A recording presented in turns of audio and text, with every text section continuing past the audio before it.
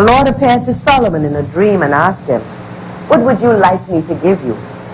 Solomon answered, "You always showed great love for my father David, your servant, and he was a good, loyal, and honest in his relation with you. And you have continued to show him your great and constant love by giving him a son who today rules in his place.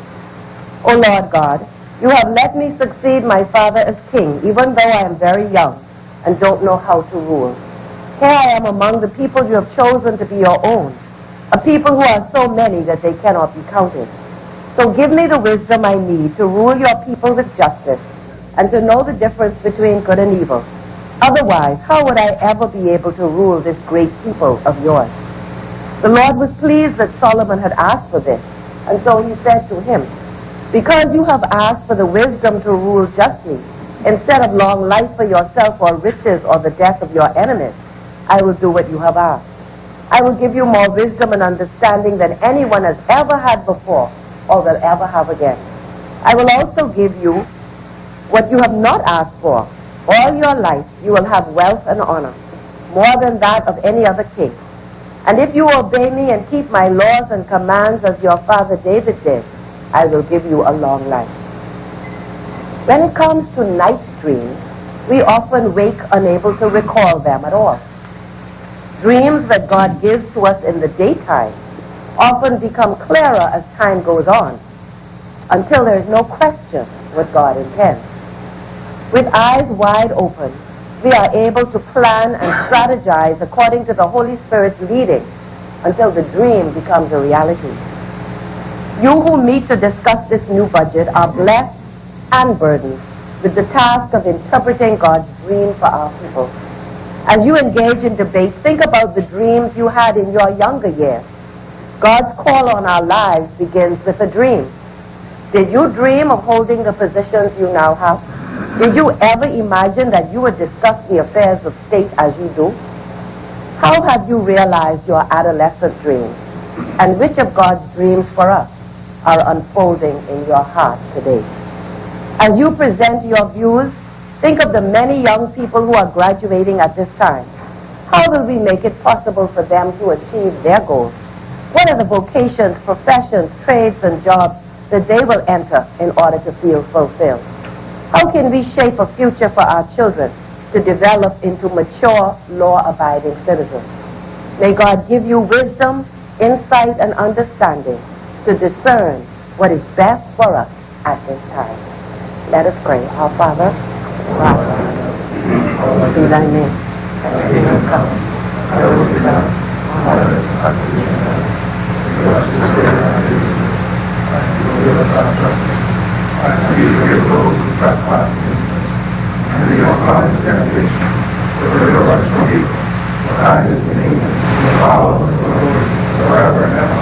Amen.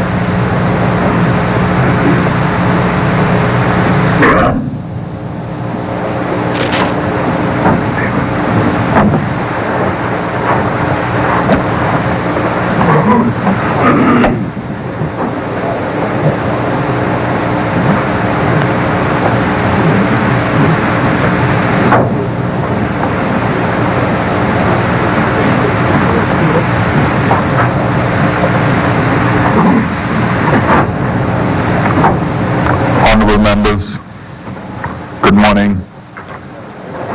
When the business of this House suspended yesterday evening, the Honourable Member for Southern Shores had reserved the floor. The Chair recognizes the Honourable Member for Southern Shores. Morning, Mr. Speaker. May it please you, I wish to yield to the Honourable Member for Freetown. For Freetown.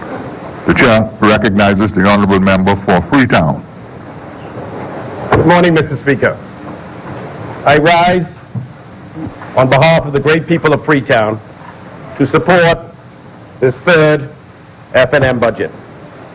Mr. Speaker, I must say, I was immensely impressed with the budget presentation of the Minister of Finance. Mr. Speaker, there were no new major taxes, a tweak here, a tweak there, and the Bahamian people were assured of a government that is honest, transparent, free of scandal, that is responsibly managing the economy of the Bahamas in the best interests of the Bahamian people. Yes, there were no new sexy programs like mortgage relief or BAMSI or Carnival, which sounded great on paper, but when it came to execution, cost the Bahamian people tens of millions of squandered taxpayer money and provided the genesis for the introduction of the dreaded VAT. Well, you come to work this morning. What Exuma failed to mention is that after all the failed programs launched by the Christie Davis, Hannah Martin administration, we need a period where the private sector is encouraged to do what it does best, and that is grow the economy and create real jobs instead of the thousands upon thousands of government jobs that the Bahamian taxpayer could ill afford to support. Mr. Speaker, I humbly ask the Bahamian people, whose hands would you rather trust the future of your people? A PLP government that is full of promises, that will have big parties and splash out millions upon millions to their friends and supporters for unnecessary, poorly planned projects, while bills to the ordinary Bahamians go unpaid. Or an F&M government that will manage your money prudently and ensure that you see where your valuable taxpayer money is being spent as you move about in your Bahama land. I heard Exuma go on about $2.5 billion in borrowings under this F&M government, and I was surprised at how misleading that statement was. Obviously, if I owe $1 million and the loan comes due and I roll the loan for another year, that does not represent any new borrowings. But may I draw his attention to the central bank reports? Yes, Google is indeed a powerful tool. And draw his attention to the national debt. Everybody can understand that. The national debt at the end of 2012 stood at $5 billion.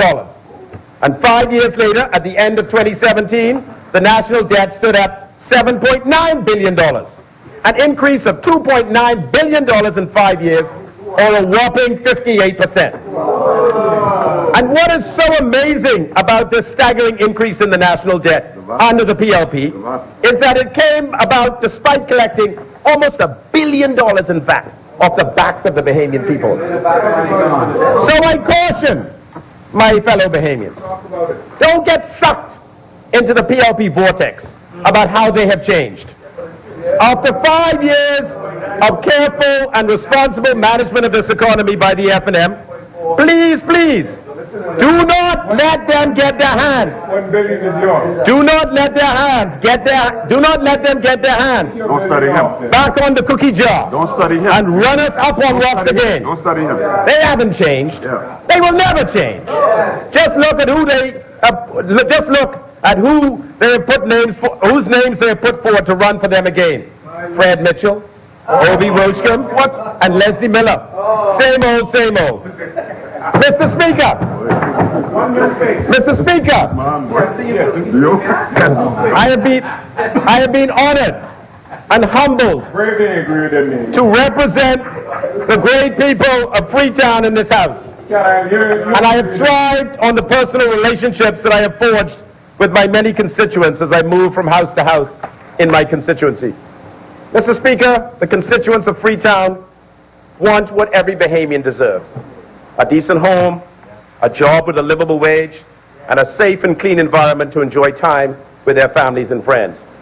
As I move through my constituency, I've come to realize that the needs are great, but the resources are limited.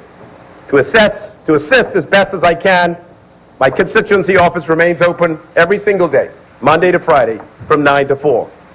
I've also continued my Freetown Business Empowerment Program, and I'm delighted to report that I have sponsored over 150 would-be entrepreneurs through this program. The constituents have attended various seminars and workshops to help them start and grow their businesses.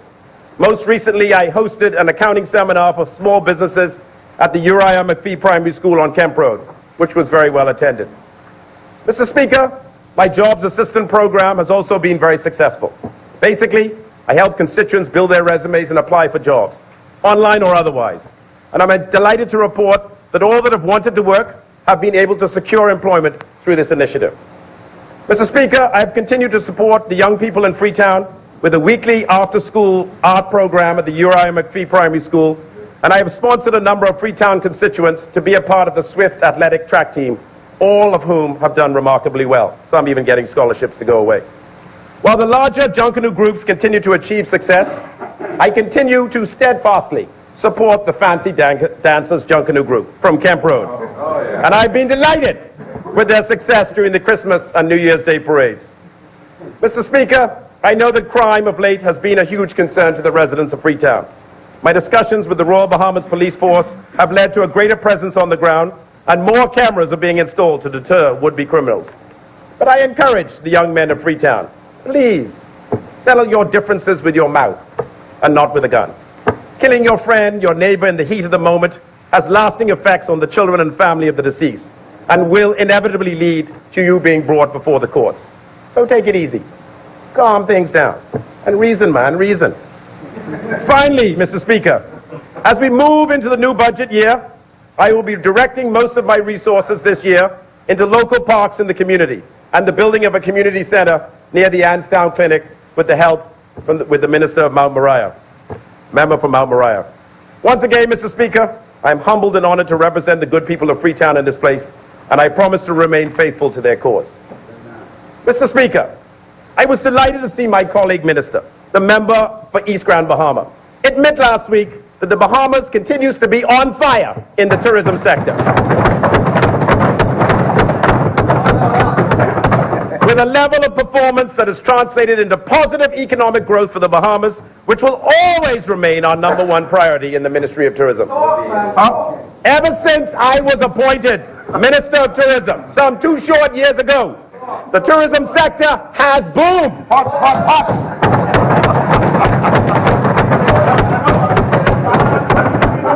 The growth in the visitor arrivals has been nothing short of exceptional. In fact, I deemed 2008 as a historic year for the Bahamian economy. 2018, sorry. In that 6.6 million foreign visitors made the Bahamas their vacation destination, the most foreign visitors to come to the Bahamas in any one year in the history of this country. In 2017, 6.1 million visitors, foreign visitors, came to the Bahamas. So almost 500,000 more visitors came to the Bahamas in 2018 versus 2017. And they call you lying. Yeah. Mr. Speaker, if you delve into the numbers, as I am minded to do, given my accounting background, you will see that the Bahamas was firing on all cylinders in the tourism sector in 2018. If one were to look at the cruise stats, for example, the Bahamas received almost 4.9 million cruise passengers, or just over 13,000 every single day.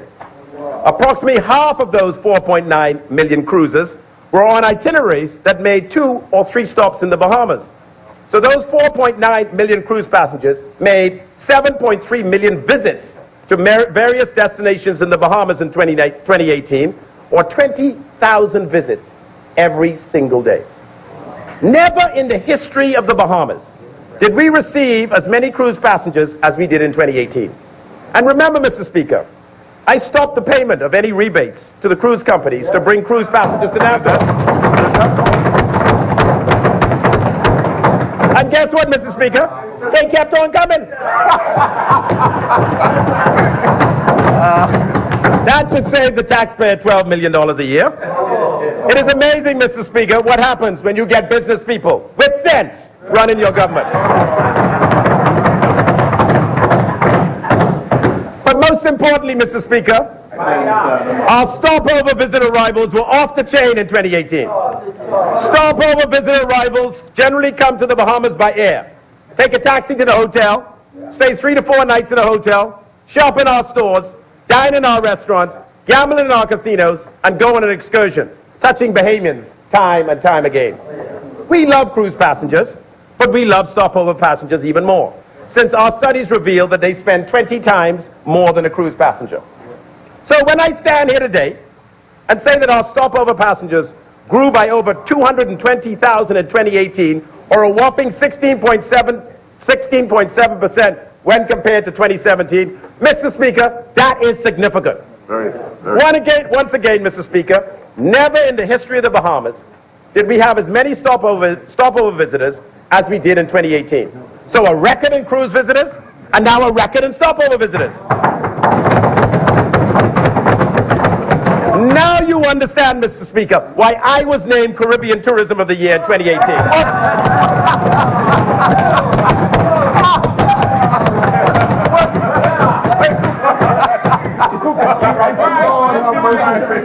They simply couldn't pick anyone else.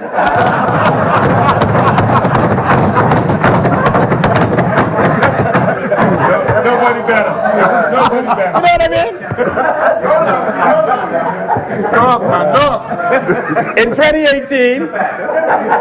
2018, globally, tourism visits increased by 6% to 1.4 billion visits. So the world grew by 6%, and the Bahamas grew by 16.7%.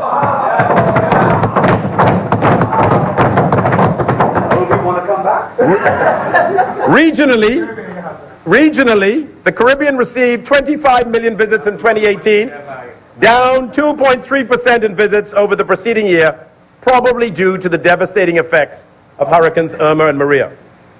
Mr. Speaker, I think there are 4 reasons why we are experiencing this incredible growth in our tourism arrivals. First and foremost, I think that the staff and leadership at the Ministry of Tourism are doing a phenomenal job. Under the joint leadership of the Director General of Tourism, Mrs. Joy Dribbelou, and the Permanent Secretary, Mr. Charles Aubrey, and their respective teams, they have been, simply put, a dream team. I've allowed them to use their vast knowledge and experience to take risks, go with their gut, and just get on with the business of growing our tourism arrivals. They have launched new, edgy, and sexy marketing campaigns, broken into new markets like China and Latin America, and grasping that the internet is where most of our foreign visitors do their research and book their holidays, stay focused on that medium to spend most of our scarce marketing dollars.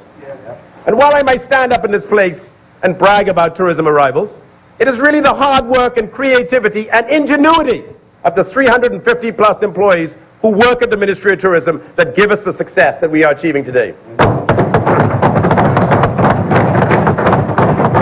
The second reason for the incredible growth in the tourism numbers is the robustness of the American economy.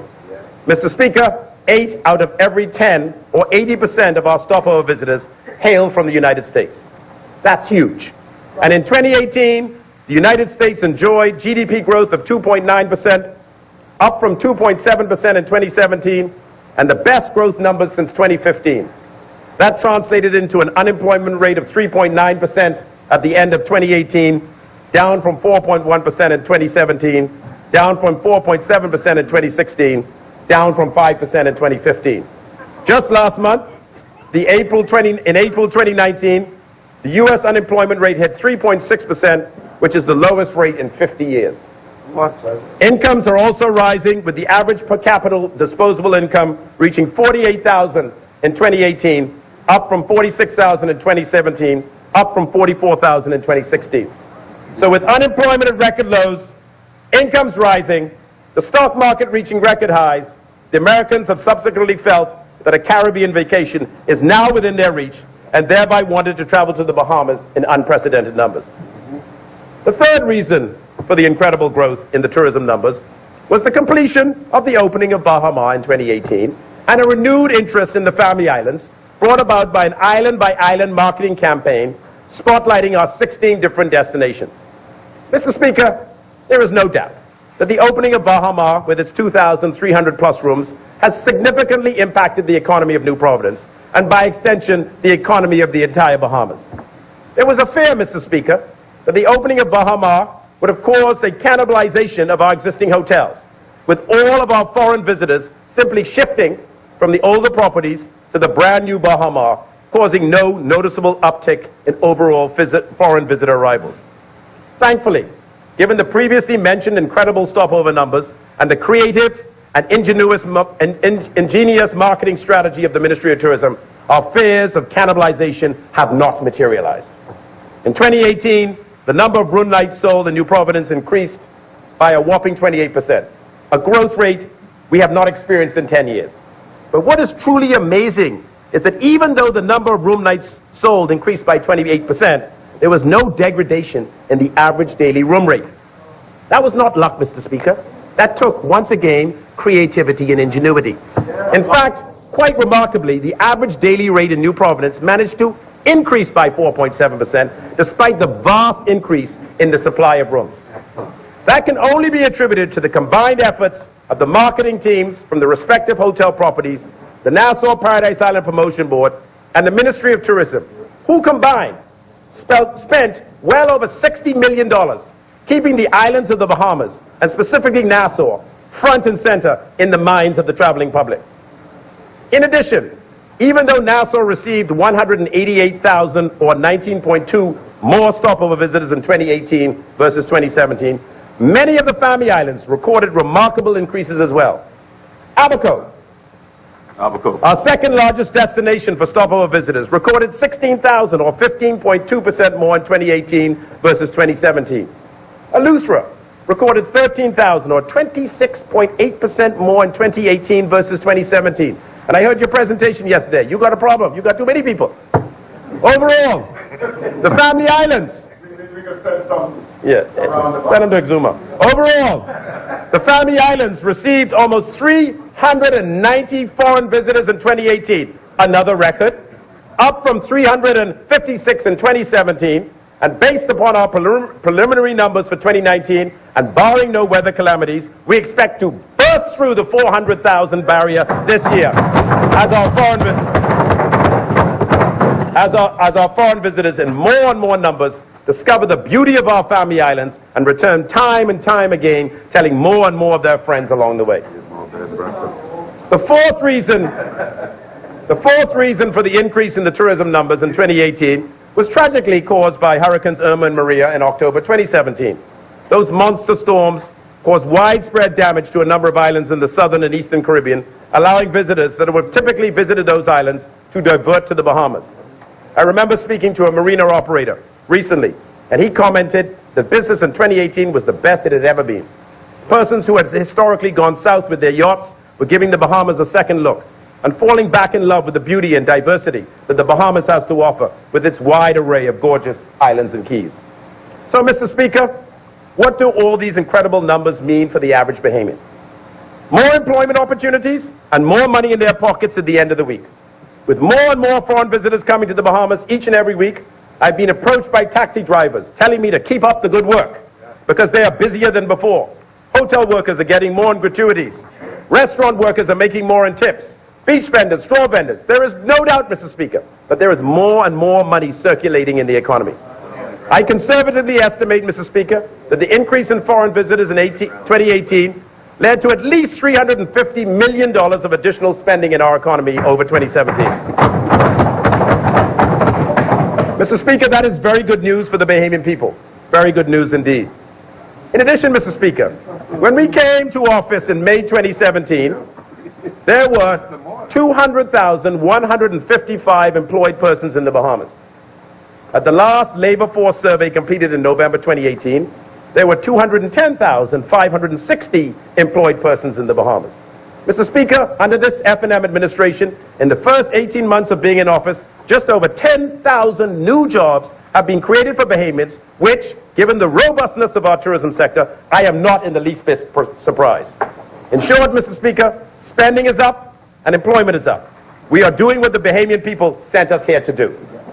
I note with caution, therefore, the rumblings of industrial action coming from the hotel sector. I implore both sides to negotiate in good faith. I implore both sides not to rush to judge or make any drastic moves that put our #1 industry, the engine of our economy, the contributor of over 50% of our GDP, the largest employees of Bahamians outside of the government, the source of income for many Bahamians who do not work in hotels, such as taxi drivers, straw vendors, beach vendors, excursion operators. Talk to one another. Tone down this strong rhetoric. Act responsibly, because our entire country is relying on both sides to get this right. I hear a lot of harsh words, but I am dismayed that there has been little or no negotiations. That is not good. Negotiations must be exhausted before we even start to talk about the nuclear options. I will say no more on this other than I'm available to both sides to help where I can to bring this to an amicable compromise. Mr. Speaker, as the preliminary numbers for 2019 have been rolling in, the good news from the tourism sector has been that the numbers remain strong and the growth is still off the chain. Cruise visitors to the Bahamas for the first 4 months of 2019 have increased by 191,000 or 10.9%, with Nassau, the economic hub of our country, receiving all of that increase and then some. Almost 250,000 more people came to Nassau by cruise between January and April this year versus last year. So hopefully the merchants of downtown Nassau have been able to turn those additional visitors into additional sales. For the first 4 months of 2018, last year, stopover visitors increased by 14.1%. Well, Mr. Speaker, stopover visitors for the first 4 months of 2019 increased by another 17.7%, on top of the 14.1% from last year. Cooking with gas, Mr. Speaker, cooking with gas. And the good news is going all around so far this year. For the first 4 months of 2019, Nassau is up a whopping 21.5%, on top of the 16.5% from last year. Abaco is up 6.9%, on top of the 19.2% from last year. Eleuthera is up a whopping 17.9%, on top of the 27.2% from last year.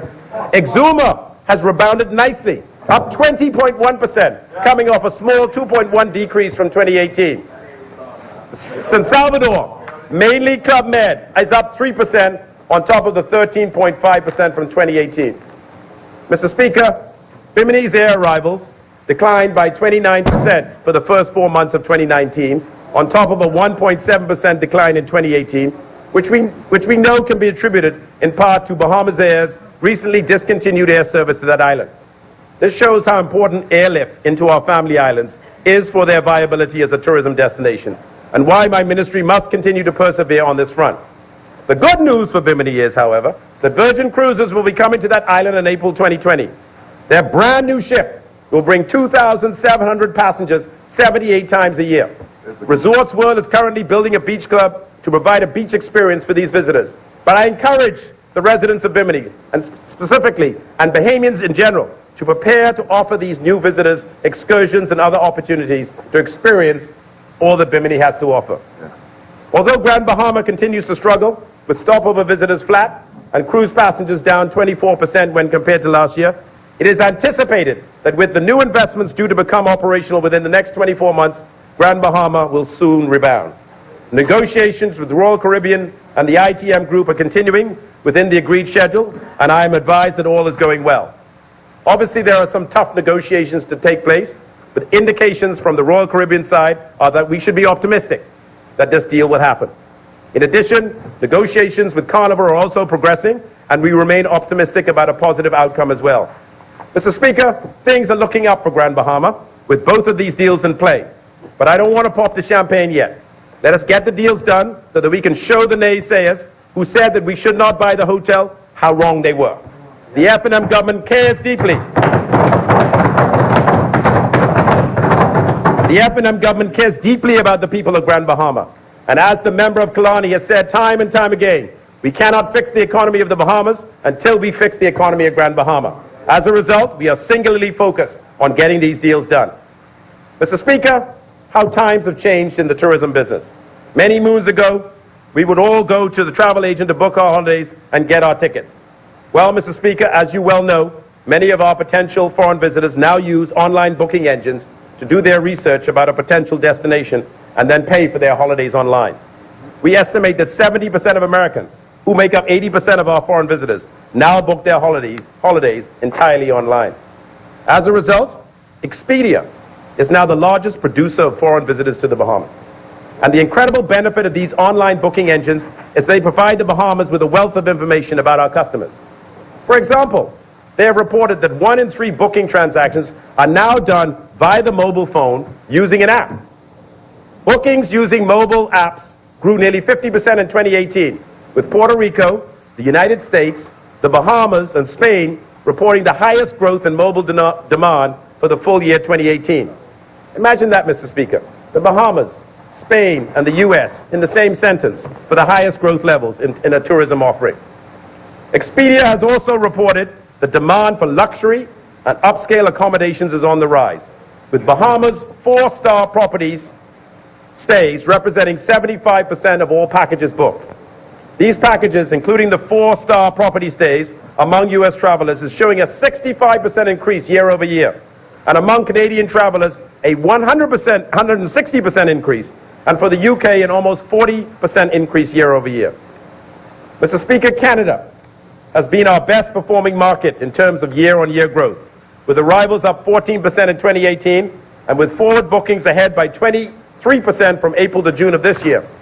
Canada's market growth is ungirded by improved air capacity to Nassau by Air Canada and WestJet, from Toronto, which increased 32% in March of this year, supported by extensive consumer and trade marketing. Advanced bookings from the U.S. are tracking positively as a reflection of the continued strong demand, particularly from the Atlanta hub by Delta to Nassau, and year-over-year business by Delta grew 41% into North Eleuthera, 39% into Abaco, and 9% into Exuma. The increase in demand also resulted in an extension of seasonal daily winter flights from Detroit to Nassau. Mr. Speaker, a similar pattern has emerged with American Airlines, which dominates share of market by carriers to the Bahamas.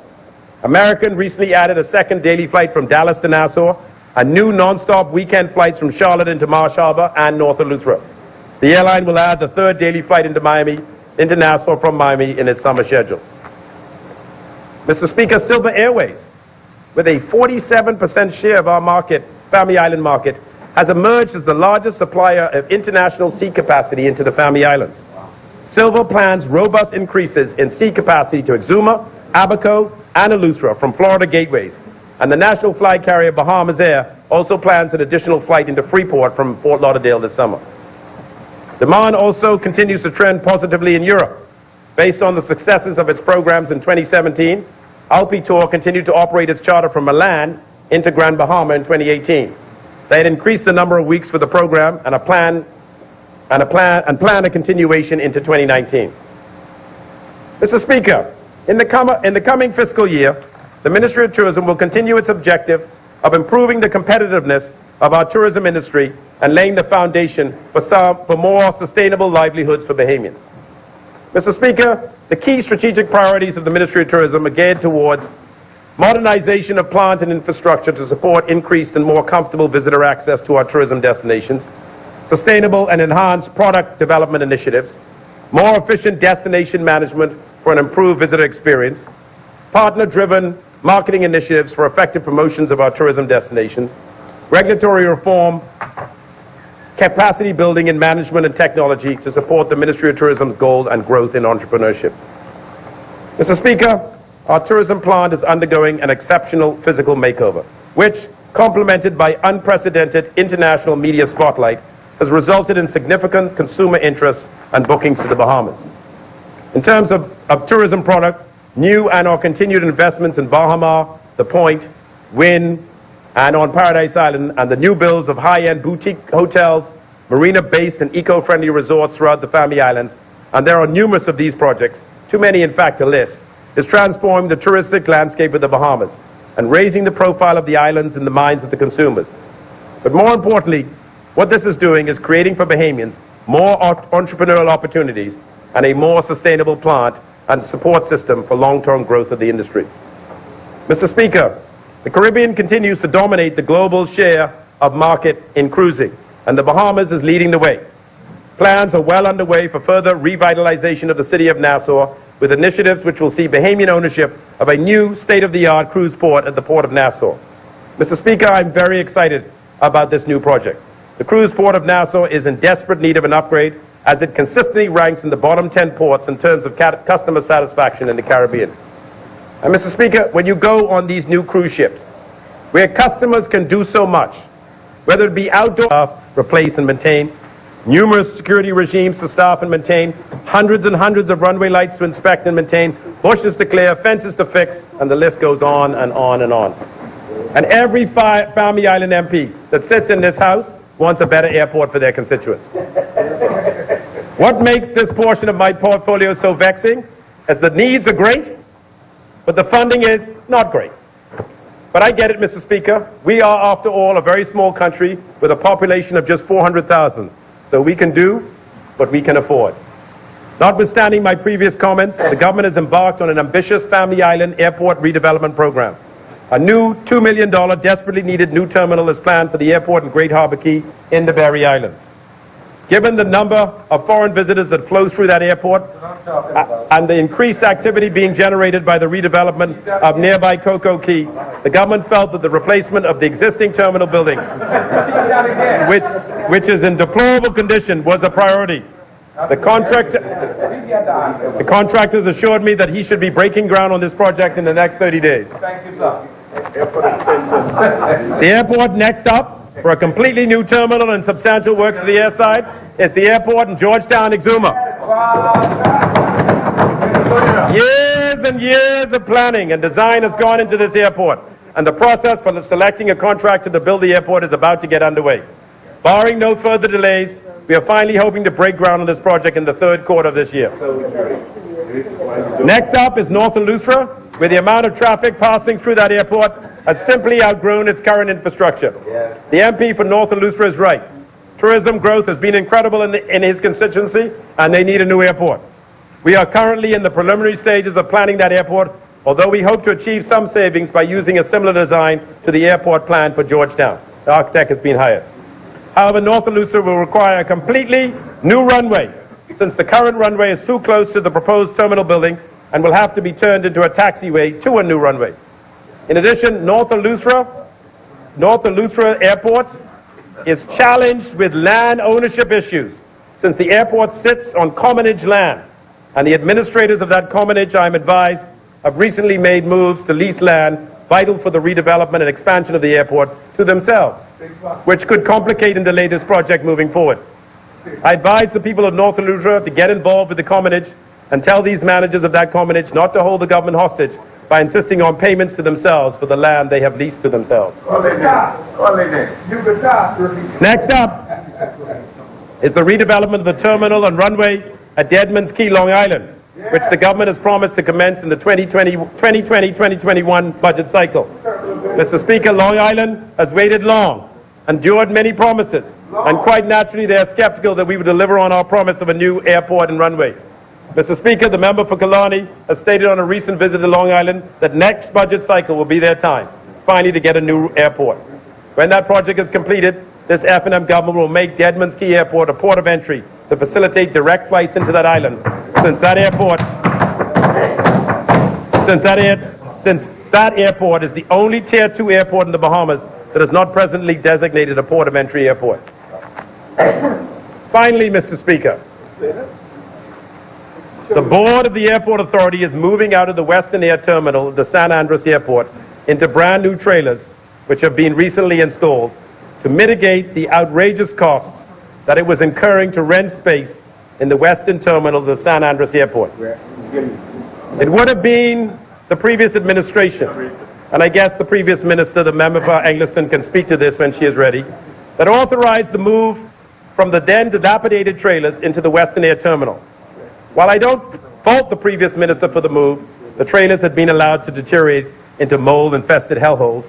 The only problem that I had with the move was that it came at an enormous expense. When I took office and learned that the Airport Authority was paying $60 a square foot, $60 a square foot, to rent space in a building in Andros at a staggering cost of $205,200 a year, I said, hell no.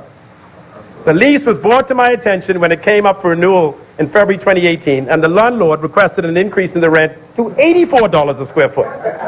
Once again, Mr. Speaker, I had to say, hell no.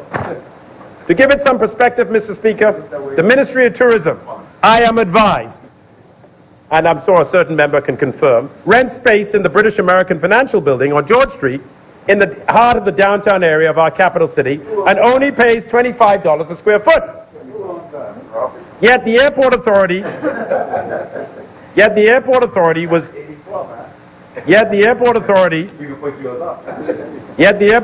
was ordered on May the 4th, 2017, by the previous administration to enter into a lease, which by the way was never executed since no one seems to have a copy of it, retroactive to March 2015, to rent 3,063 square feet in the Western Air Terminal for $60 a square foot, costing the airport authority $205,200 a year inclusive of that, or $17,100 per month in rent. I'm advised that 2 years worth of rent, or $395,127, was advanced to the airport authority from the Treasury in May 2017, and the rent was paid to Western Air. Mr. Speaker, over the 4-year life of this arrangement, the airport authority incurred rent totaling almost $800,000 for this terminal in San Andreas. What makes this so egregious? What makes this so egregious, Mr. Speaker, is that the project to install new trailers, which the current board, under the chairmanship of Mr. J.M. Pinder, has just completed, I'm advised, will cost approximately $150,000. So they paid rent for $800,000, and all they had to do is put in new trailers for $150,000. So do the math, Mr. Speaker. We will pay for those trailers in 8.5 short months. Mr. Speaker, the payment of rent at $60 per square foot. Mr. Speaker, the payment of rent at $60 per square foot is now behind us. And I must say that I've been quite frustrated that it has taken as long as it has. Mr. Speaker, I'm not going to opine on this transaction other than to say it was a bad deal. Yet another PLP bad deal, which we have corrected, and no, Mr. Speaker, we're not going to thank the PLP for that. The member for Exuma talked at length yesterday about special interests. Well, I want you to talk that. In addition, he objected to the government... I recognize the honourable member Feinstein on a point of order. I've been listening to the member's contribution. I didn't want to disturb him, but he just provided an innuendo which must be resisted. Furthermore, the member has not given the totality of the arrangement nor the appropriate background, and he has not admitted that they have been paying this rent for 2 years. So to the extent that it was a PLP bad deal for a couple of months, it's been, and there's no lease to be found. You just said there was no lease to be found. You just said there was no lease to be found. It has been as much a bad deal for the Free National Movement. But Mr. Speaker, the payment was found. The member will know, and he should be fair. The arrangement, the North Andros Airport was destroyed by fire several years ago. In truth, it needs a new terminal. Honestly, that's what we should be saying here, not try to create some scandalous narrative. It needs a new terminal. That's what the Minister of Aviation should speak to. But in any event, the trailers that they were housed in, the airport security, customs, etc., deteriorated that it became an emergency health issue. And as a result of that, Mr. Speaker, we were coerced to find immediately within the precincts of the airport premises to immediately move as a matter of health emergency. And as a result of that, they were moved to the Western accommodation. I want to answer, Mr. Speaker. The member has... Honourable member. Yes. You are raising on a point of order. Yes, the member said special interest. Yes. I have allowed you to go. Thank you. He's misleading. He said special interest. Western Air, he said special interest. Western Air has accommodation at the airport. No one else does. They're special in that way. They're the only one that had accommodations there. Furthermore, the member has omitted to advise that that arrangement was involved with the Ministry of Finance, Ministry of Finance, and involved Honourable member. Real property tax, Honourable member. Sell-off against rents. While the chair is speaking, yes. You do not speak. While the chair is speaking, you do not speak. The point I'm making to you, you are pointing your hands. I'm not pointing. Resume your seat. Just resume your seat. You have to learn how to abide by the rules. When the speaker is speaking, you keep quiet. Honourable member, resume your seat. When the speaker is speaking, members, by rules, are to remain quiet. Now, with respect to point of orders, I've given you a certain degree of liberty to go into an explanation. The member raised an issue with respect to the square footage and the payment on the square footage as being unreasonable. You raised on a point of order, but you have not yet said exactly what your point of order was, what you were in agreement or disagreement with. You were going on with a long explanation. You will have an opportunity to speak. Honorable member, resume your seat. Resume your seat. When the speaker is speaking, you remain quiet. How much time? We've been here for 2 years now. You still have not accepted that basic principle of the rules. Well, if you don't want to be lectured, you can withdraw. Oh, no. The chair recognizes the honorable member for Freetown. Oh, for goodness sake. Shame. Yeah. Yes. In addition. You forgot what you all did when you were over here. Yeah. So in addition, Mr. Speaker, the member for Exuma objected to the government paying $12 a square foot for the new post office. Yet this example shows how willing and eager the PLP, his party, were willing to pay $60 per square foot for a building in Andros. I am just delighted that in my capacity of Minister of Aviation, I have saved the hard-paying taxpayer of this country another $200,000. The member for Exumas and Ragged Island, on a point of order. The chair recognizes the honorable member for the Exumas and Ragged Island. Attributing things to me that I never said. When we discussed and debated the issue in the House, I spoke to the resolution in the town center mall, and I said the rate of $12 was too good to be true. I never, in my presentation yesterday or before that, said that a $12 deal was a bad deal. So I asked the member for Freetown to withdraw the reference to what he has alleged. He has alleged that I said, and what he should do, is bring the lease, lay the lease on the table. That's what we want to see. I have the bring the lease from the cabinet. There was no lease, but I ain't gonna lay that. What do you say was a good deal?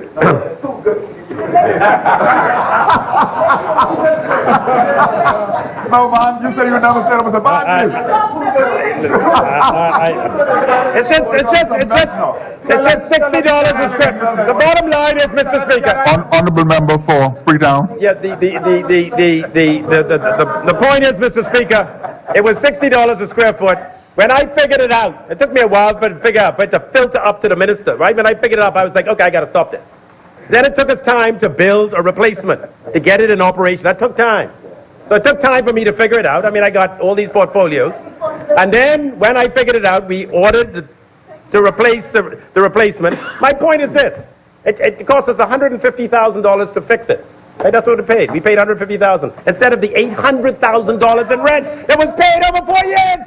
$850,000. That's what I'm saying. I saved the taxpayers of this country by doing that $200,000 a year in rent. And that's it. I'm moving on. Well done. Mr. Speaker. Well done. Mr. Speaker, the Stantec report completed in 2014 revealed that $160 million has to be spent on improving our Family Island airports to carry out critical upgrades. 5 years later, that amount is probably closer to $200 million. The Stantec report also realized that the Bahamian taxpayer cannot afford to pay for all of these upgrades and suggested that we entered into PPPs, public-private partnerships, to help mitigate the cost of these upgrades. In a number of airports, the report suggested that we use private sector operators to better manage the operations, and the airport authority has been exploring such options. In addition, Mr. Speaker, NAD charges $48 for every passenger that departs from LPIA. And for those of you who are wary that such a high passenger facility charge may dampen visitor arrivals, may I remind you that this PFC is very much in line with competing airports and that our passenger count has actually been increasing. And Mr. Speaker, you can see for yourself how wonderful that airport is and compares to the rest of the Caribbean. Mr. Speaker, the Airport Authority charges absolutely nothing for anyone to use its airports. And so we have what we have. As we upgrade our Family Island airports, a similar model that is used at NAD must be explored to ensure that we are able to maintain these substantial investments once they are made.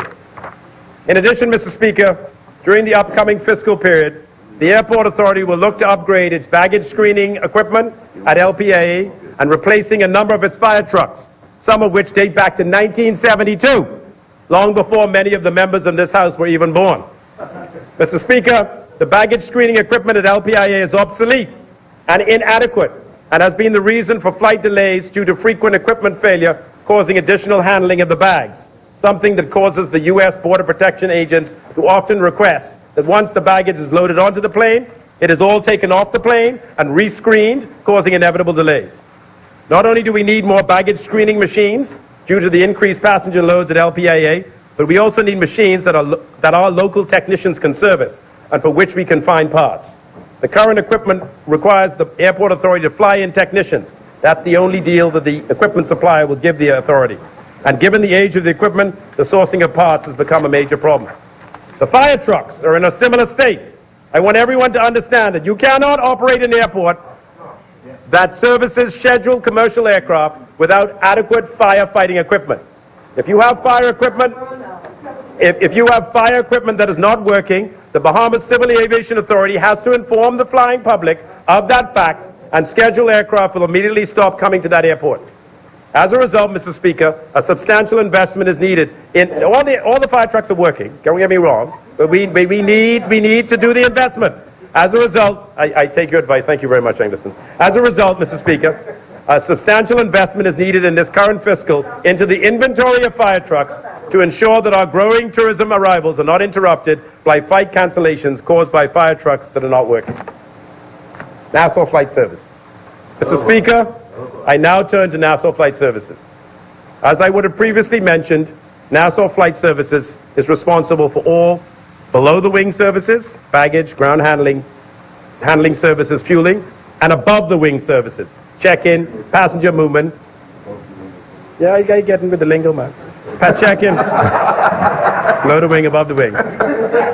Check-in, passenger movement, VIP services, requested by scheduled and unscheduled carriers at LPIA, Exuma, and San Salvador. The government is interested in privatizing this company and ideally selling it to a group of up-and-coming Bahamian entrepreneurs. The government does not want to sell this company to foreigners, nor does it want to sell this company to any of the long-established traditional business operators here in the Bahamas. All right, me? This is a great chance for a group of Bahamian entrepreneurs who have had some business experience thus far, wanting to expand and grow to the next level. I just want to say up front that the government of the Bahamas has made no decision yet to sell this company. We have prepared and issued an RFP, and based upon the responses received, an evaluation committee will make a recommendation, and the government of the Bahamas will determine if it wishes to accept that recommendation and proceed with the sale. Mr. Speaker, as mentioned, Nassau Flight Services is an airport ground handling company operating at the Linden-Pilling International Airport, San Salvador, and the Exuma International Airports. Originally, the company was named Nassau Air Dispatch and was started by an Englishman named Harold Woodman in 1957, when Nassau International Airport was first opened.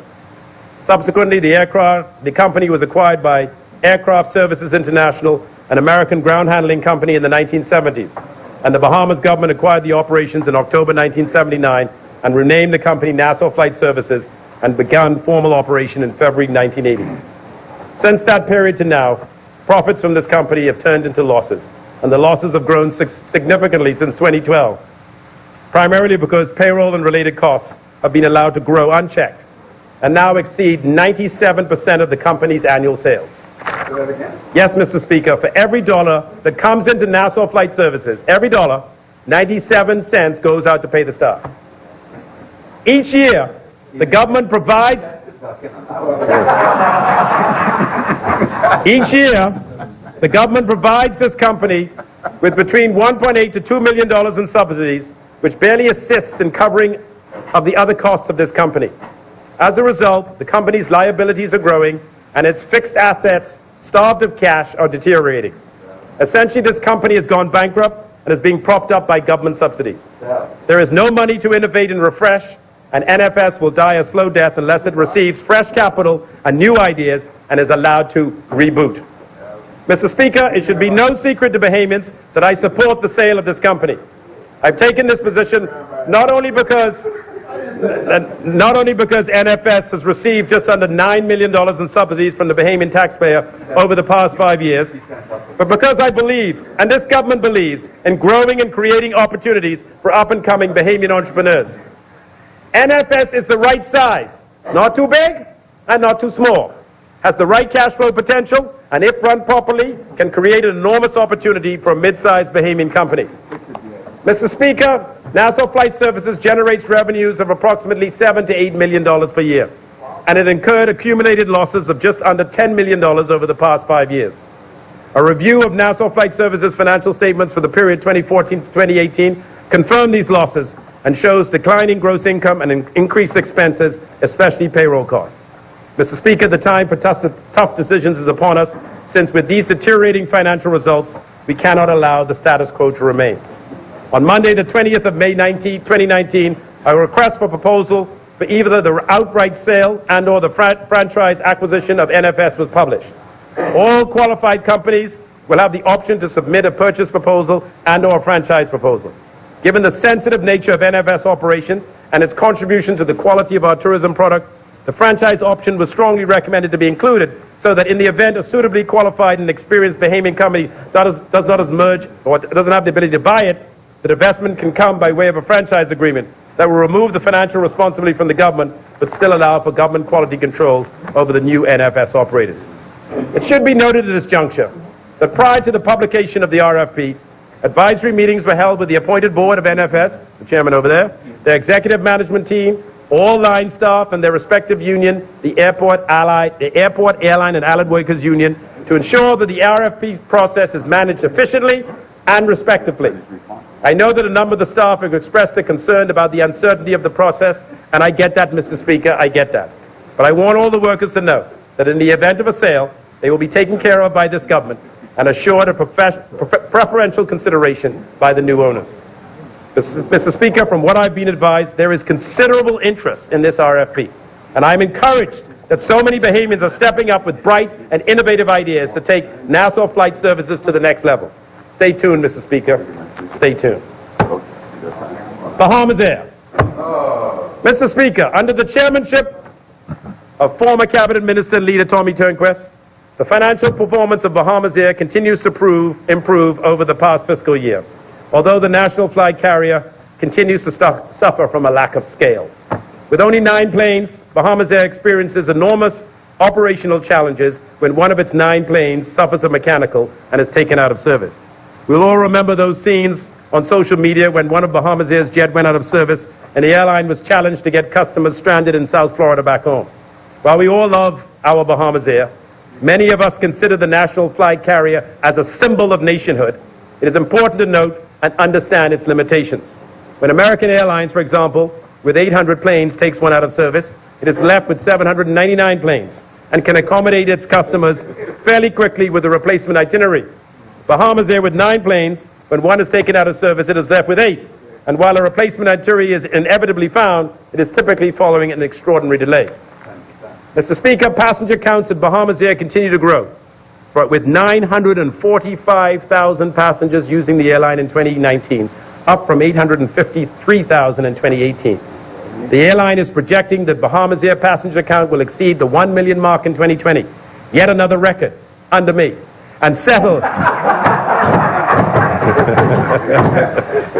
I couldn't resist that. And settle at 1.1 million by year end. Yeah. In addition, the airline predicts making the Bahamas great again. In addition, the airline predicts that its annual net loss will decrease from 24 million in 2018 down to 21.9 million in 2019, down to 16.9 million in 2020. However, despite these increased passenger counts, Bahamas Air still continues to average about 60% load factor annually. Most airlines, in order to break even, must operate a load factor closer to 80%. So Bahamas Air would have to do something seismic to increase passenger loads by 1/3 to get to that break-even point. And competition remains very stiff, Mr. Speaker. U.S. carriers, especially Silver Airways, are now making more direct flights into Nassau and other Family Island destinations.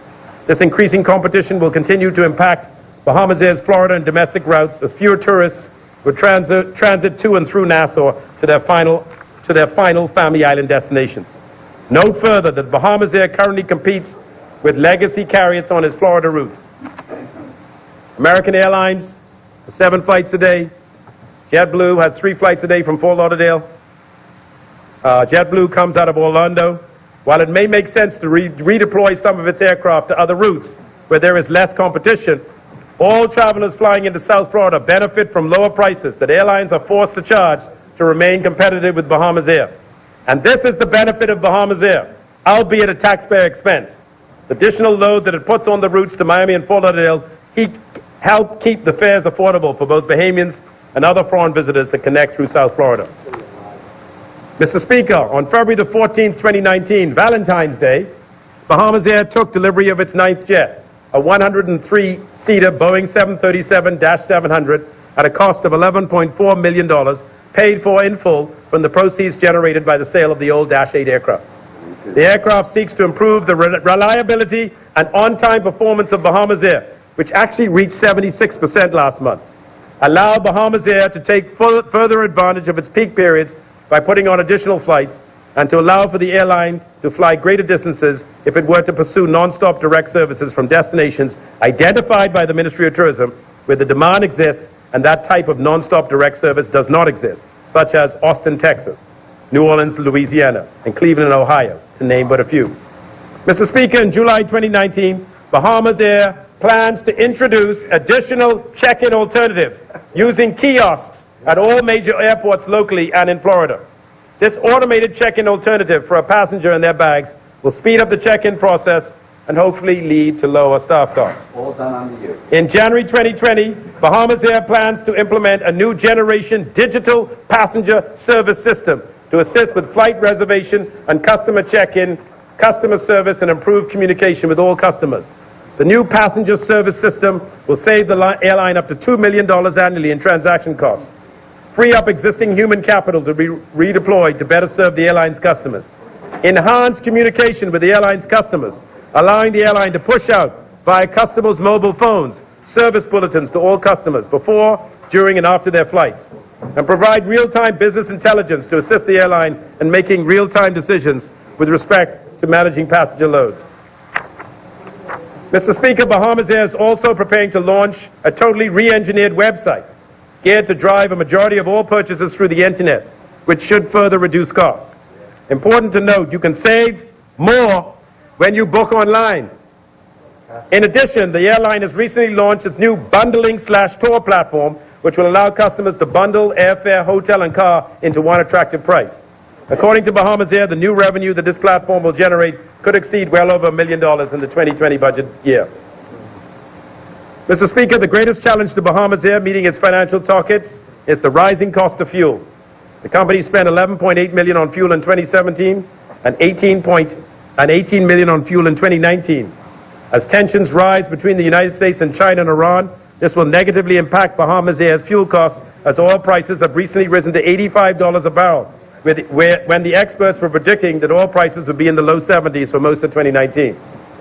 Mr. Speaker, on April the 5th, 2016, Bahamas Air borrowed $120 million, mostly in US dollars, at 8.3% to purchase 5 new ATR aircraft, buy some parts, and pay off some old loans. Say that again. Bahamas Air borrowed $120 million, mostly in US dollars, at 8.3% to purchase 5 new ATR aircraft, buy some parts, and pay off some old loans. The dream was that these new aircraft would reduce maintenance costs, so much so that Bahamas Air would be able to generate sufficient additional cash flow to service these loans. Needless to say, that was another one of those PLP dreams that never materialized, and now that these loans have to be paid off over the next 7 years, no more extensions on principal repayments allowed, you will see a $9 million increase in the budget allocation for Bahamas Air, going from $13.4 million this year to $22.4 million for next year. The $9 million increase will be used to make principal repayments of $6 million, plus mitigate some of the annual interest costs, which will total approximately $9.5 million for this year and next year. That's in addition to the $2 million a month. Finally, Bahamas Air plans to spend almost $12 million on capital projects in the 2019-2020 budget year.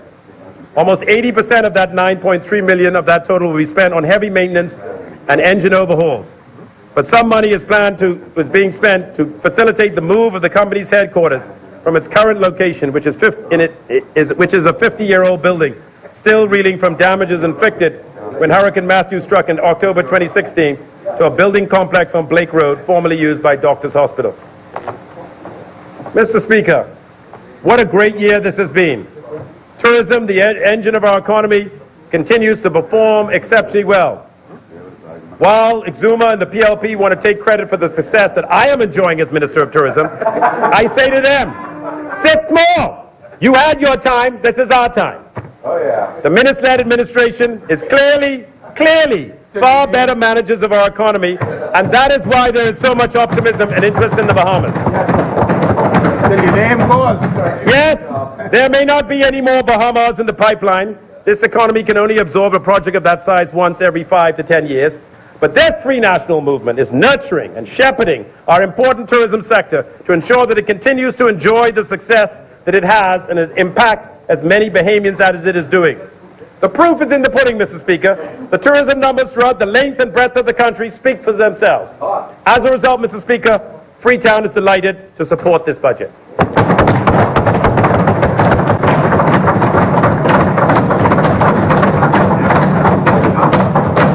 Thank you, Honourable Member. As many?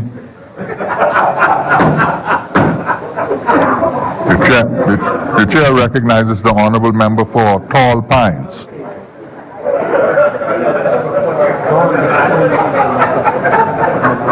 Thank you, Mr. Speaker. Thank you, Mr. Speaker. I often say when I come here, Mr. Speaker, that it's always interesting, it's always very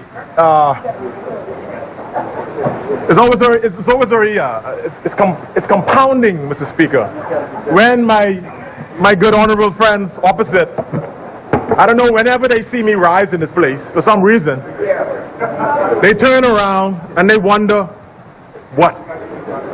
Mr. Speaker, I wonder why the good members opposite always concern themselves. But you know what? They need not worry. I always try to be as honest, and I'm always honest. I always try to be as clear and as straightforward as I can to the Bahamian people as I represent the great people of Tall Pines. So I say to those good members opposite, sit tight, relax. The F&M is in government now. Things are better, and it's going to be becoming better and better and better every day.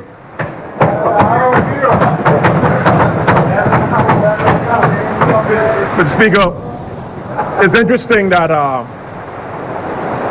one good member from the opposite side, I know it was withdrawn, but he called me a filler. But I always try to remind members of Angliston, I always try to remind members of this house. I always try to remind members of this house that our obligation in this house is to speak, to represent, and to support legislation. And so to some extent, and not to some extent, all of us are fillers, but let's hope that we're fillers for the right reason. Let's hope, Mr. Speaker, that when we fill in the gaps for our colleagues, when we speak to national issues, those issues are spoken and always spoken for the best interest of the Bahamian people. And so, Mr. Speaker, I stand here proud to be the filler for the Bahamian people, to be the filler for the people of Tall Pines, Mr. Speaker. I'm proud to be a filler for the F&M government. And so to my speech now, Mr. Speaker. I sat here yesterday in amusement as I watched one of the fillers for the PLP. I watched them get... Mr. Speaker, Honourable member. Just for the record, I believe The member. that on a previous sitting, we had all agreed that the word filler was not an appropriate word to be used to describe any member. And so as a consequence, honorable member, as a consequence, I will withdraw it. you withdraw. Don't refer to yourself as a filler. And for the record, the word filler, you can use a substitute, but the word filler is to be expunged from the records. I'm obliged, Speaker. I always said that it is the context in which you use it, but I'm guided. Mr. Speaker, I sat in amusement as I listened to my good friend, my former head boy from Exuma. Unfortunately, I have to start with him because I really felt that as a new, yes, he was head boy Ellen Coakley, and I became head boy about 3 or 4 years after him. I sat here in amusement as the good member from Exuma, who I respect, who was not a part, Mr. Speaker, of the former administration, who was not a part of that Christie Davis, Hannah Martin administration. When he was given the task of trying to justify and defend the last 5 years of an administration that he had no part of, I felt sorry for him. I would have thought, Mr. Speaker, and the Bahamian people would have thought that the good member for Cat Island, Rumkey, and San Salvador, who was the deputy leader of the party, now the leader of the party, would have taken up that mantle. You mean he ducked it? And even if, Mr. Speaker, even if the good member for Exuma was to start the debate, you would think that he would speak for now, and then leave the 2 hours to the good member for Cat Island.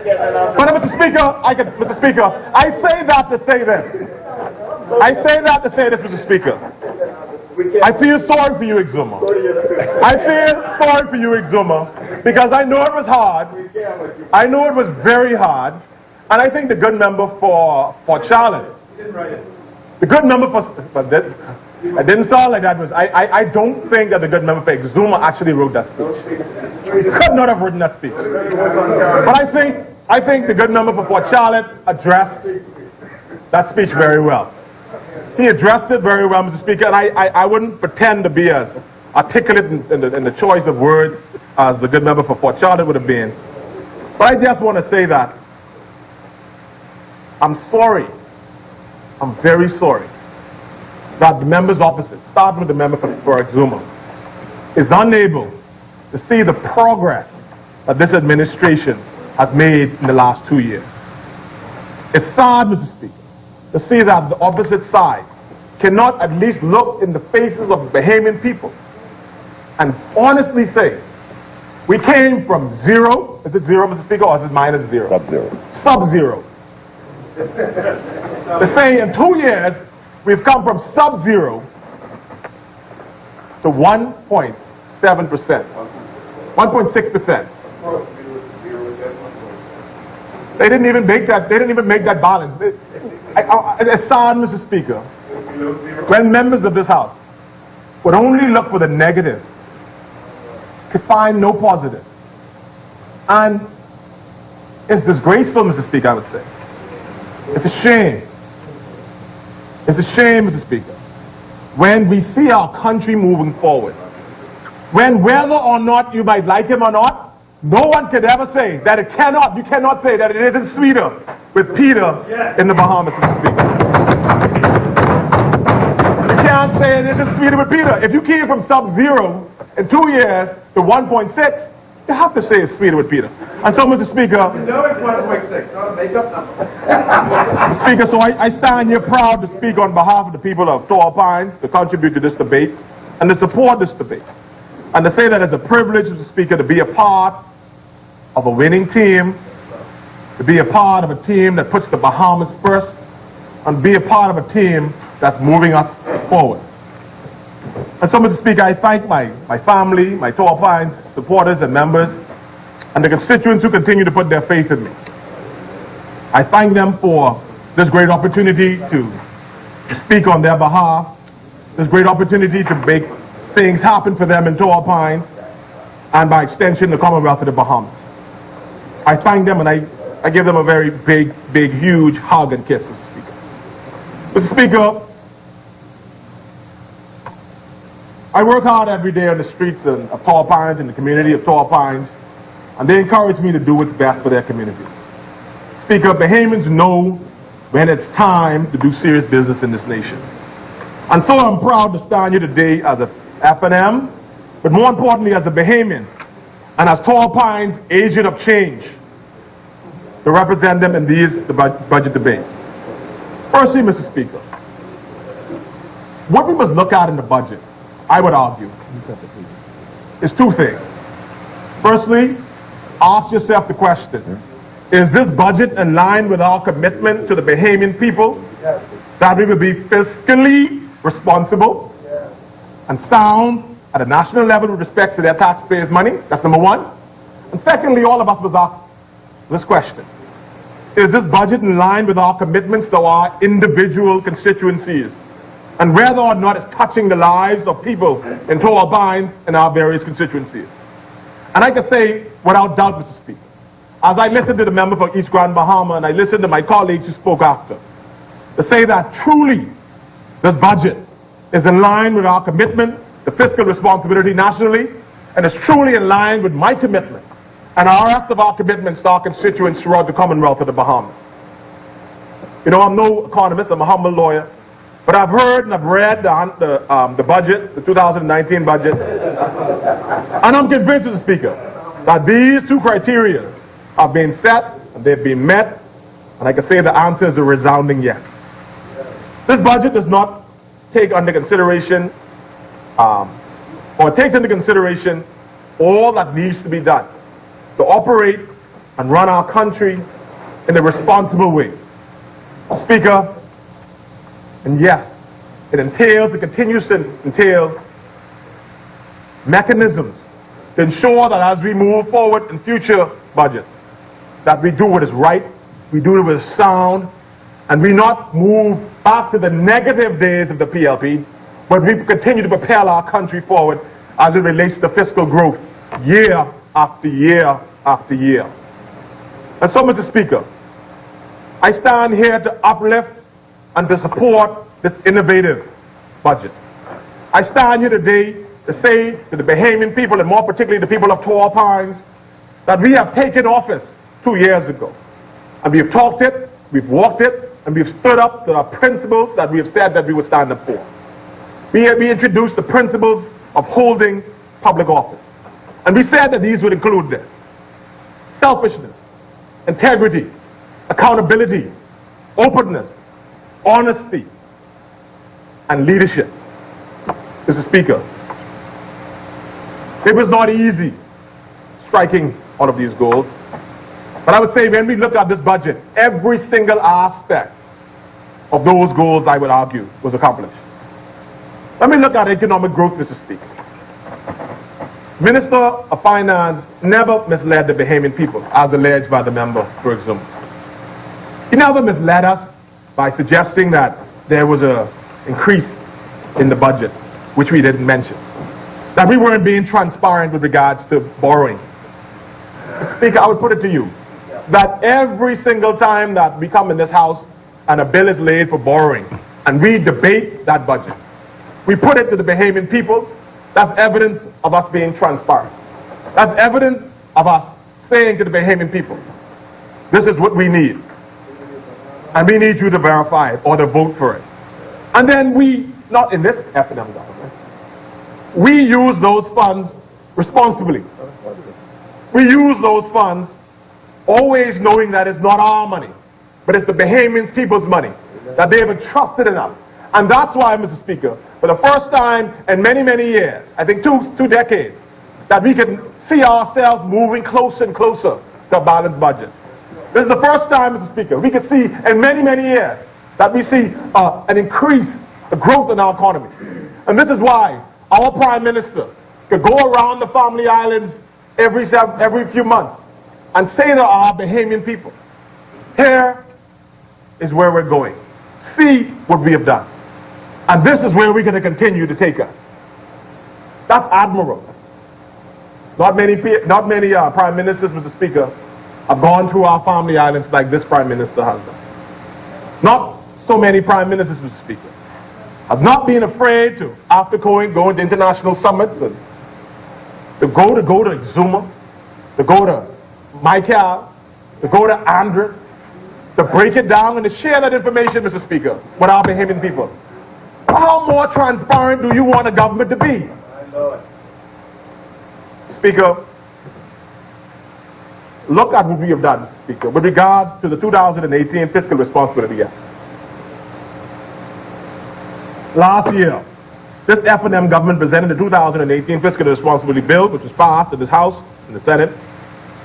And this is one of the signature legislation that we would have passed in the first half of our Turnquest administration. That legislation has already been noted by the minister, sets out guidelines, principles, and rules for the way this F&M government, and hopefully governments of the future, will budget, spend, and account for the money that they've been entrusted with. What this piece of legislation does, Mr. Speaker, is it contains government spending by force of law instead of simply relying on governments to do as they choose. Moving forward, Mr. Speaker, we will have our governments exercising fiscal disciplines by entrenched legislation. This act will empower civil society, Mr. Speaker, and this Parliament to participate in the system of accountability in a robust and a comprehensive way. It speaks, Mr. Speaker, to a Fiscal Responsibility Council to be established, made up of 5 members from various civil societies or various businesses or industries from the law, business, economics, accounts, and finance. And Mr. Speaker, the ministers already advised that this council will take effect, I think he said the 1st of July 2019. Speaker, what this does is this brings a level of not only transparency, but it brings a level of civic involvement in how we do business.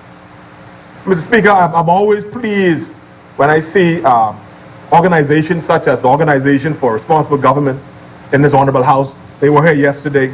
And other organizations, civic organizations, who come here to view our proceedings. And these particular organizations, Mr. Speaker, they're given our bills to review, and they often give very valuable contributions or advice or recommendations, as they did with our fiscal responsibility bill. And I'm so happy, Mr. Speaker, and I'll report to this later, that Matthew Aubrey, who was the Chief Executive Director of that organization, he attended the conference in Canada, the Open Government Conference, Global Summit Conference, the Pan-American Summit in Canada last week that we attended, where thousands of civic leaders attended, and we looked at ways in which these organizations could assist the government. We looked at ways in which governments could open their arms to these organizations to contribute in a very positive way to building legislation, improving societies. And I'm proud that we were able to discuss and discuss ways in which they could become more involved. But I'll speak to that at a later date, Mr. Speaker. The Speaker from Exuma, I know I'm speaking a lot to him because he was the one to take the charge yesterday. He talked about transparency. Speaker, I'm speaking to you, Mr. Speaker, but I'm referring to the member for Exuma. Yes. Mr. Speaker, unfortunately, he decided to take the lead for the former government, so I could only refer to him. I haven't heard from anyone else. Mr. Speaker, we talked about transparency and this government, but, as I said, the Financial Responsibility Act, it really demonstrates our commitment to making sure that our government is responsible and stick to the principles and in that act. Speaker, and it's interesting that during the last budget debate and other debates concerning fiscal issues, the F&M government reinformed the Bahamian people that what we was engaged in was the long-term stability of the Bahamas by lowering the deficit and maintaining stable fiscal balance, sustainable fiscal balance. Secondly, We were committed to lowering our debt to sustainable long-term levels. And thirdly, maintaining current expenditure growth in line with growth in nominal GDP. We are pleased, Mr. Speaker, to report to the Bahamian people that we have lowered the deficit and sustained fiscal balance. And therefore, we have a very good sense of where we want to go. We have a good trajectory moving forward that our national debt will be lowered. We have maintained current expenditure growth in line with growth in nominal GDP. So we have delivered with respect to that promise. And we will continue to deliver, Mr. Speaker. Mr. Speaker, in the spirit of transparency, I remind the Bahamian people that it was this FNM government that decided to introduce the midterm budget communication. And if I remember correctly, it was the PLP who had issues with that. It was this government that said that we're going to report halfway through and produce a communication. And I know, Mr. Speaker, when the good member for East Grand Bahama presented his midterm communication, there was some issues with respect to whether or not that should be debated. But I agree with you, and I agree with the member for South Beach, who said that it was highly irregular to reject that communication, as was suggested by the member for Cat Island, Rumkins, and South Africa. And my review of the FAA is that it simply imposes on the Minister of Finance a duty to lay over to the House the budget statement. And that was the only duty. And therefore, any reference that came with respect to it being incorrect by the member of Cat Island, I would say that the best decision, the right decision was made. But it shows again, Mr. Speaker, our commitment to transparency, our commitment to showing the Bahamian people that this is where we want to take you with respect to fiscal, with respect to our budget, and we're in line. And when we reported in the midterm, we showed the Bahamian people that we were on the right line. We showed the Bahamian people that we are still committed to those principles that I spoke of earlier. And so I'm proud. I'm proud to hear the member for East Grand Bahama say to the people of Tall Pines, to say to the people throughout the Bahamas that we're moving in the right direction and that there's true progress. There's true progress as it relates to our budget, as it relates to our fiscal responsibility as a government. Speaker, members opposite spoke about innovation in this budget. He talked about, the member for Exuma talked about innovation, that this budget was not innovative. I remind the good member for Exuma and members opposite that the Bahamas, I think, we were very happy to hear the minister report that his ministry has developed a new budget website, bahamasbudget.gov.bs. And thank you, Bamboo Town. I was driving this morning and I stopped, to make that clear, stopped on the side of the road. No, actually I was stopping to pick up someone. And I wanted to take a review of the budget online. And I was so happy, Mr. Speaker, and I want to encourage all Bahamians, and I have it right here, Mr. Speaker. Very easy to read. Again, it's bahamasbudget.gov.bs. And if you're driving, don't try to look. But if you're in your office, take a quiet moment and just look at it. Very simple, very easy to read. It has all of the details and the numbers of the budget. $2,628,000,000 total revenue, 9% increase from the year 2018-2019. $2,765,000,000 total expenditure, 5% increase from the year 2018-2019. And it goes on, Mr. Speaker. It has all of the relevant information, breaks it down, very simple. If that isn't innovation, Mr. Speaker. So we're not hiding anything? Hiding? This is the FNM government, my friend. Member for South Beach. We don't hide in the FNM. What you see, what we tell you, guaranteed, Mr. Speaker. And if you don't believe me, you could get it and see it for yourself. Speaker, so I encourage all Bahamians to just take advantage of this innovative move by this Free National Movement government. Speaker, This budget website will help to simplify the national budget for Bahamians. And it will break down into non-technical language. And as I showed a few minutes ago, very, very much non-technical language. What this budget is all about. It's user-friendly.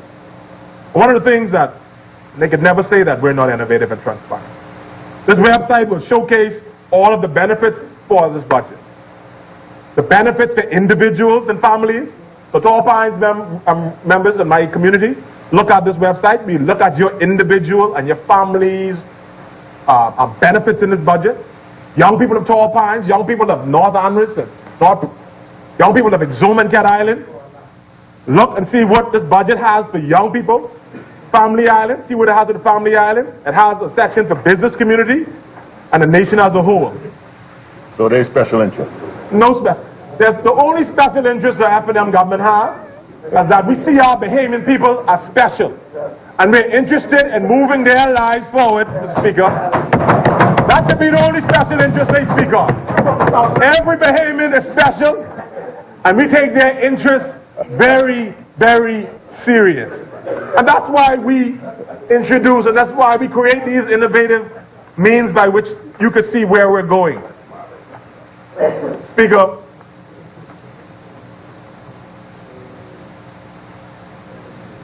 it's always very interesting, Mr. Speaker, when we come to this house and we hear what we're doing about our tax systems and where we're moving it forward. You know, they said that there was no, we have already explained, Mr. Speaker, that there's no increase in value-added tax and there's no new tax categories. But instead, Mr. Speaker, the F&M government's central approach to this revenue this year is about making the government more efficient and productive in the administration and collection of existing tax and increasing competence by making the tax system more transparent and fair. To this end, Mr. Speaker, this F&M government is implementing a number of new measures and strategies to make it easier for the constituents in Tall Pines and the Bahamas as a whole to interact with the tax authorities. For example, Mr. Speaker, the Bahamas Customs Department is introducing, again, we talk about innovation, the Bahamas Customs Department is introducing a new online system called Click to Clear, which intends to make customers processing faster, paperless, and convenient. Again, Mr. Speaker, they say we're not innovative. Another method that shows that we are helping make life easier for Bahamians. We're helping the government be more able to collect its taxes to do what's best for the Bahamian people. And as it relates even, Mr. Speaker, again, we go on. As it relates to real property tax, we're updating the land registry to bring about an additional 90% of unregistered properties in the system. Again, bringing in new revenue for the government. The system will also entail a system of valuing properties more transparent and so forth to make sure that persons are paying what they should be paying for their real property tax. Again, we talk about innovation, Mr. Speaker. The business license department will allow businesses, and this is very innovative and very important. So new businesses, which would be considered deemed low risk, now has the opportunity to get provisional license, right? Valid for 90 days. So if you're a Bahamian who wants to get involved in business, we're making it easier for you to get involved in business. And we know that sometimes there could be some hassles in getting all of the paperwork, so forth, from the various government agencies. So we're going to give you a provisional license for 90 days. We want you to get your feet wet. We want you to start your business. We want you to become entrepreneurs. We want you to do what's best for you and your family. And they say, Mr. Speaker, they say that we're not innovative. They say that we're not fair. I could show you, Mr. Speaker, and we could go on and on and on. This budget clearly shows that we are indeed innovative and that we're being fair to the Bahamian people as it relates to our tax regime. One final point on fairness, Mr. Speaker. The government is also implementing or streamlining all of the different tax tribunals and appeal bodies into one single tax appeal commission. And so instead of having two or three or four different appeal mechanisms, we're bringing it all together. So if you have an issue with regards to your property, your taxes, and you want to appeal the decision, then we're making it very easy for you. Again, Mr. Speaker, another way in which this government is moving our businesses and making it easier for Bahamians to address issues relating to business and issues relating to their daily lives as it relates to tax issues. Mr. Speaker, I sat in amazement as I heard mention of standards of producing the budget as mentioned by the member for Exuma. He said that I think he said that the member for East Grand Bahamas should look at the IMF and the standards in which you should present a budget. I found this very funny. I found it very funny in the context that I would think that given the downward spiral that the former administration was taking this country, the word IMF would be so far from their language. After the 4 downgrades, and I want to thank the member for North Lutra for Googling and showing us what downgrading means. I think most Bahamians would appreciate that. That's somewhere that they don't want to be. But the member for Exuma mentioned IMF in his speech when they were. Chair recognizes the honourable member for Cat Island, Rumkin, San Salvador on a point of order. The constant refrain of 4 downgrades, I challenge at this time. I wish, first of all, I'd want the member to, first of all, state when those downgrades occurred. Which agency downgraded them, and then I need him to say the reasons given by those agencies for the downgrade. Mr. Speaker. Honourable member. So because it is misleading this Parliament to suggest that there are 4 downgrades that were in any way attributable to any handling of the economy by the previous administration. It's misleading to say that. Now, so I ask him to sit. No, I can bring. I'll address this, and I'm going to bring it. But I thought I'll put it on the record right now, right? Because all through this debate, I'm hearing 4 downgrades. Right, Mr. Speaker, I need.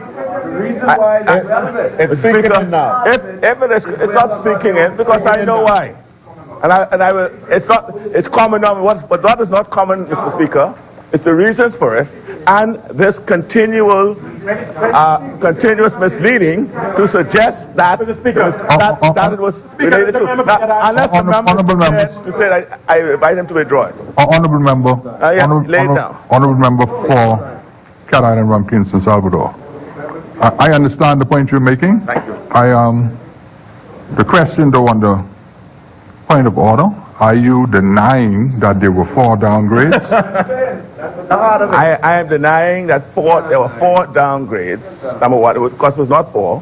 Number one, right? There were downgrades, but it was not 4. Number one, and number 2, I am denying that the downgrades were in any way attributable to any mismanagement of the fiscal order of this country by the progressive government. And that's they too, but because that is the clear.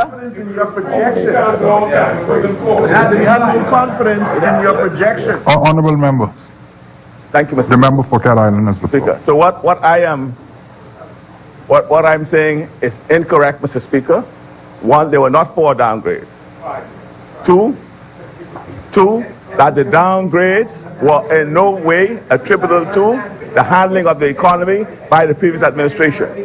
And I invite the member to either withdraw his comments and or produce the 4 downgrades he's speaking about, and produce the commentary that has accompanies those downgrades,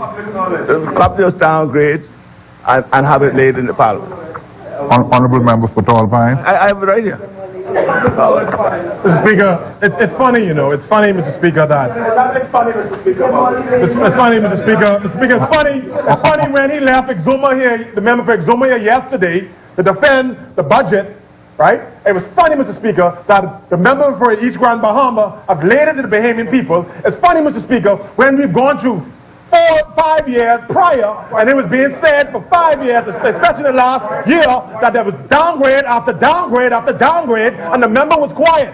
The member was quiet. Now he's asking me, when it was public knowledge in this country, honorable members. And I will, Mr. Speaker.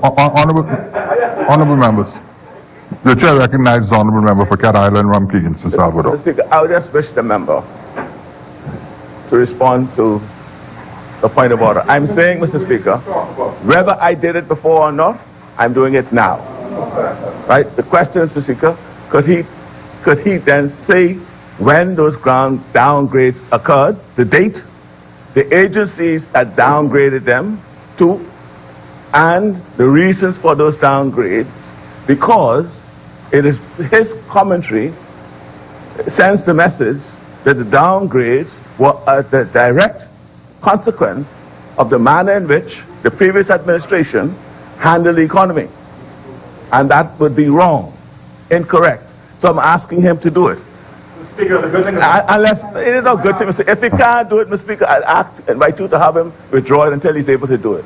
Mr. Speaker, honorable member, the chair recognizes honorable member for Tell him go and bring it. Mr. Speaker. Moody's. Mr. Speaker. Honorable member. I will respond to the good member for Cat Island. Mr. Speaker,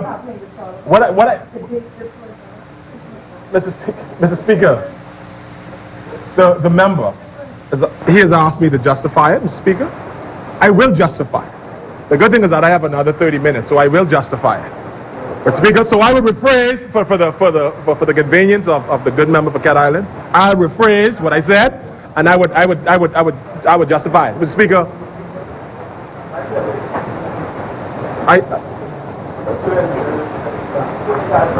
the chair recognizes the honorable member for Bamboo Town. Mr. Speaker, this is a good point for us to take the luncheon break, and so I will move that the House do suspend until 3 p.m. And we will return in good order to once again ensue this debate. Second. Thank you, honorable member. Honorable members, it has been moved and seconded that the business of this House do suspend until 3 p.m. this afternoon. As many as are in favor will remain seated. Those who oppose will stand. The business of this House stands suspended until 3 p.m. this afternoon.